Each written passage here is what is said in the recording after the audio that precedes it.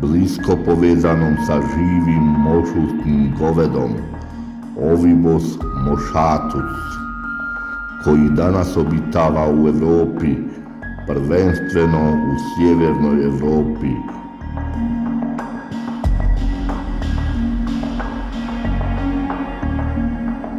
Mošutno govedo Ovibos moschatus dostiže impresivnu veličinu, naraste od 1,10 m do 1,50 m u grebenu, doseže od 1,80 m do 2,45 m u dužinu, te teži između 200 i 410 kg.